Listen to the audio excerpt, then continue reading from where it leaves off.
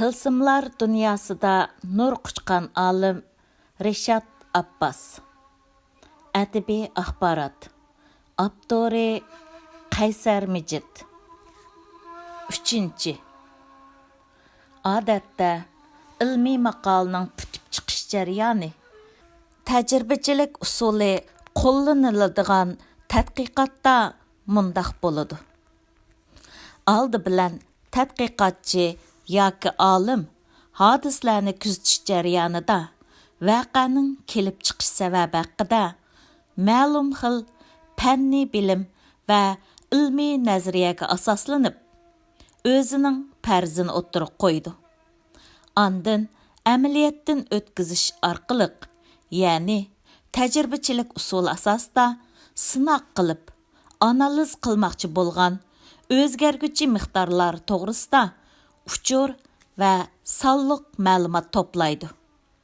Oxirida zarur bo'lgan ilmiy va texnikalik vositalarga tayinib, ilgari o'zi o'tirib qo'ygan farazning amaliyot bilan uyg'un yoki emasligini analiz qilib, bir xulosa keladi. Bu yerda ilmiy tadqiqotda hozirlashga tegishlik halqiliq 2 shart bor. Biri, ko'z qarashning ilmiyligi. Buni odatda ijodkorlik yoki tafakkurning cho'nqurligi deb tushunsak bo'ladi. Yana biri, o'zgarguchi miqdorlar haqida uchur egallashda zarur bo'lgan tajriba sharoiti yoki aniq qilib aytganda moddiy sharoit. Men bu 2 shartning ichida tadqiqotchining ko'z qarashini muhim deb qarayman. Chunki kishini qoyil qilarlik ilmiy faraz bo'lmasa, dunyoviy saviyadagi ilg'or moddiy sharoit bo'lgandimi, tadqiqotda ilgirlashga erishgili bo'lmaydi. Ammo yangi fikr va ilmiy qiyosli bo'ladigan, fan texnikaning kuchini tunib yetgan raqobatlik bu dunyoda izlanguchi moddiy sharoitni hamon qo'lga keltira oladi. Mushu mantiqidan aytganda, xalqaro saviyadagi jurnallarda ko'p maqola e'lon qilgan bir kishini ijodiyligi yuqori, qisqasi haqiqiy ma'nodagi olim deb aytishga haqliqmiz. Bu yerda olimlik haqida qisqacha to'xtalib o'tishning ziyni bo'lmas kerak. Kishilar odatda o'zlari ishlatayotgan uqumlarni osonla aralashtirib etadi. Xuddi yeshil rang deb turib, ko'k rangni qo'g'on deb so'ymini ko'rsatgandek. Ilm sohasida olim degan so'z moddiy dunyoni tushuntirishni maqsad qiladigan ma'lum sohada asosligi tabiiy fan sistemalik bilimga ega bo'lgan hamda kuzatish, tajribadan o'tkazish va aqliy xulosa chiqarish orqali jamoat e'tirof qilgan ilmiy nazariya va yoki moddiy shaklga ega mahsulotni vujudga keltirgan shaxsni ko'rsatadi. Lekin shuni aniq oydinlashtirishimiz lozimki, bir odam ma'lum xil ilmiy unvonni olganligi uchunla olim bo'lib olmaganligi uchun olim bo'lolmay qoladigan ish yo'q.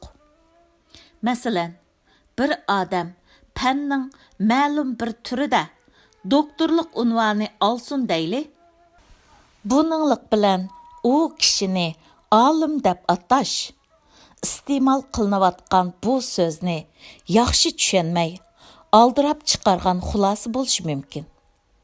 Doktorlik unvoni olimlik tonini kiyishning bir yetarlik shart, ammo zarur shart emas. Konalar to'rda o'ltirgan hisob emas, zalla olgan hisob deyishgan ekan. Gap sening unvoningda emas, yaratgan natijangda.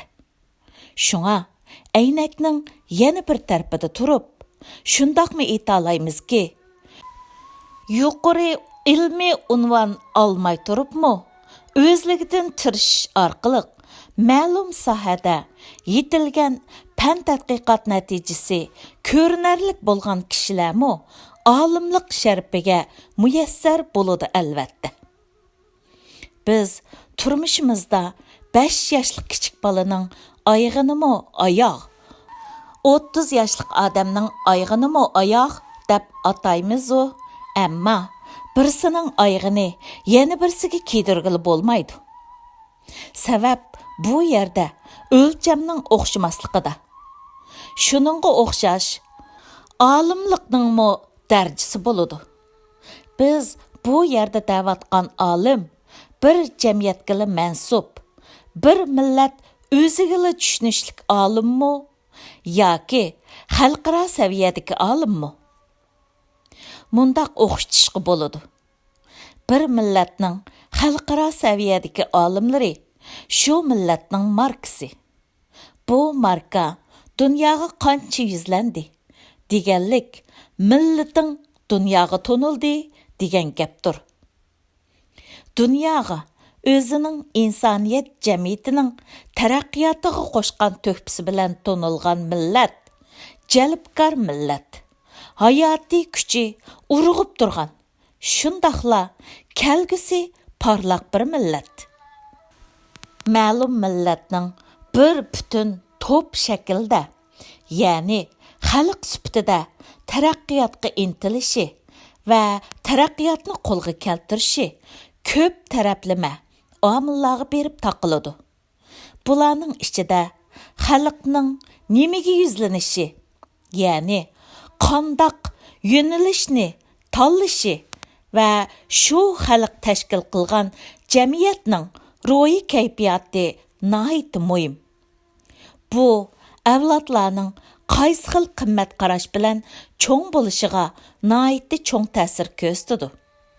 Agar jamiyatda aysh ishratchilik ig'irlashib, olimni emas naqshchini, ilmni emas usulchining to'lg'ab o'ynagan belini cho'ng biladigan, allaqandoq o'zining nima da'vatganligini bilmay naqshda o'laydiganlarni va yoki hech qandoq axloqiy o'lcham ham vijdon tarozisining cheklamasi bilan hisoblashmay, g'ayri yo'llar bilan boy bo'lganlarni o'zining o'rganish ulgisi va intilish obyekti qiladigan xohish yamrab ketsa, muqarrarki bundaq millatning kelajagi gungu bo'ladi, xolos.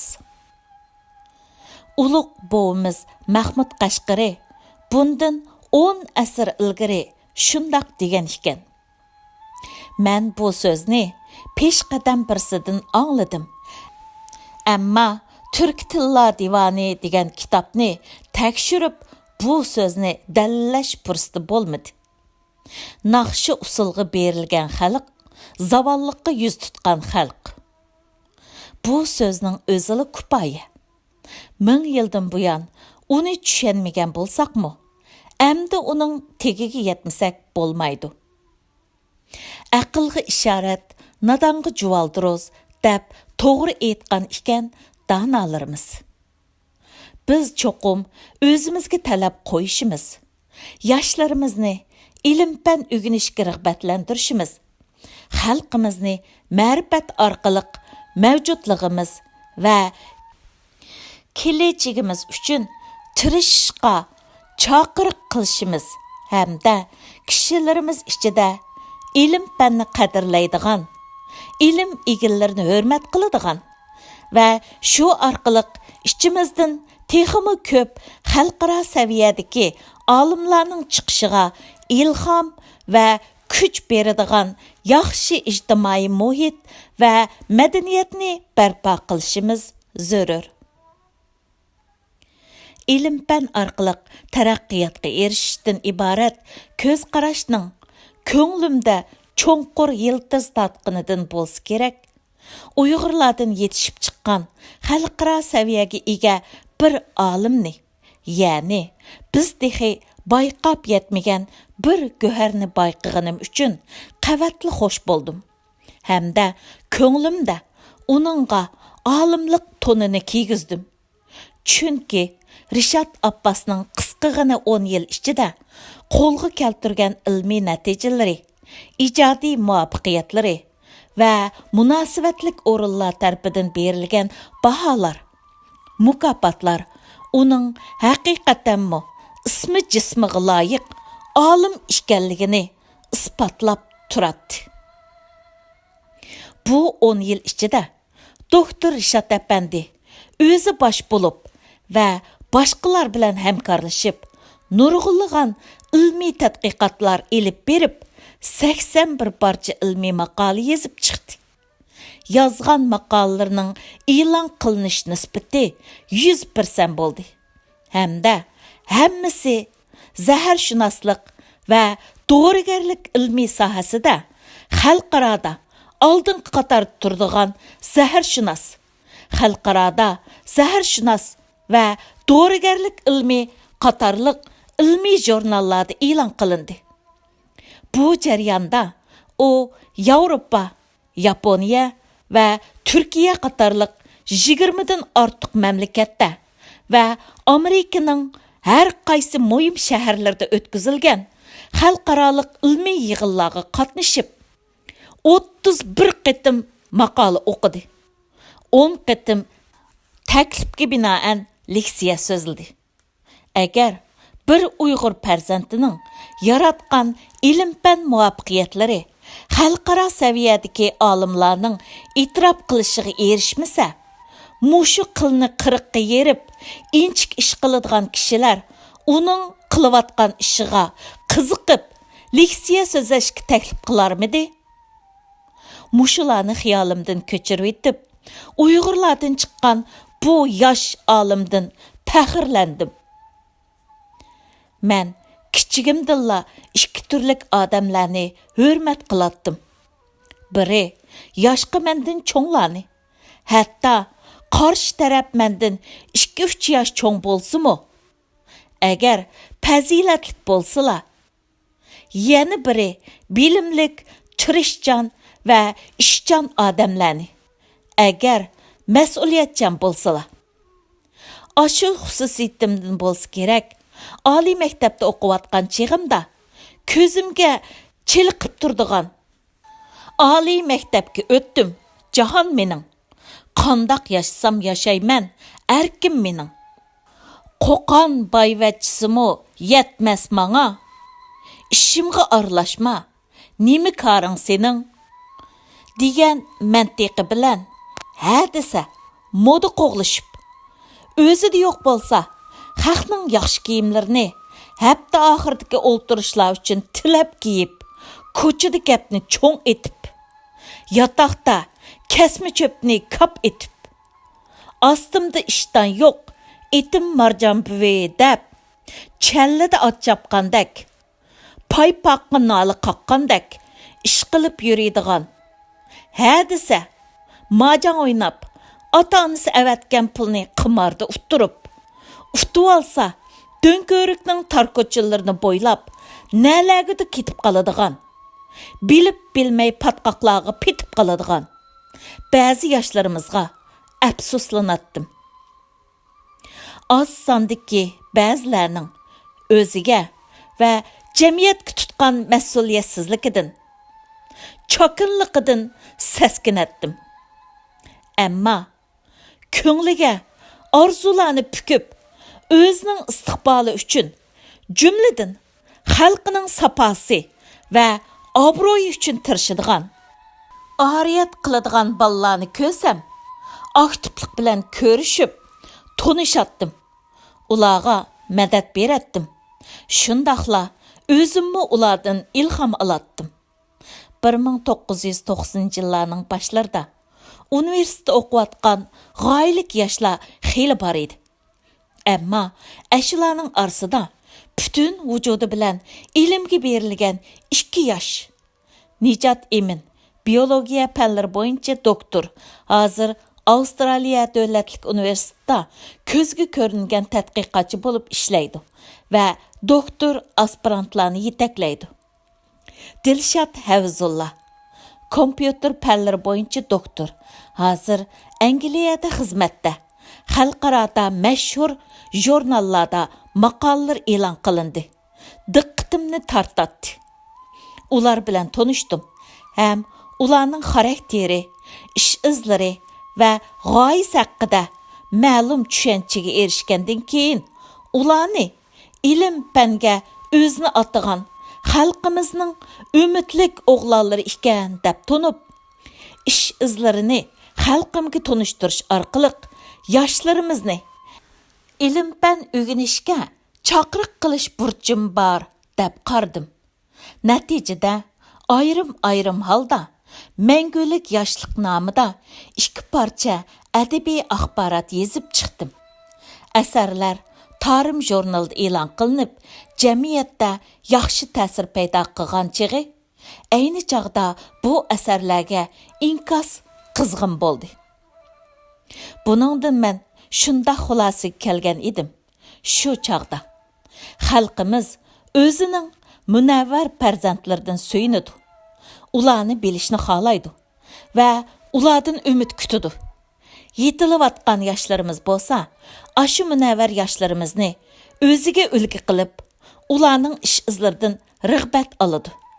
Natijada jamiyatimiz tadrijiy holda fan texnika orqali qudrat tepish, taraqqiy qilishdan iborat to'g'ri iqimni tanlaydi. Shuning bilan raqobatlik bu dunyoda kelajagimiz kapolatga ega bo'ladi. Dunyoda o'z xalqining sohibxoni bo'lishdanmi ortiq sharaf va muqaddas burch bo'lmasi kerak.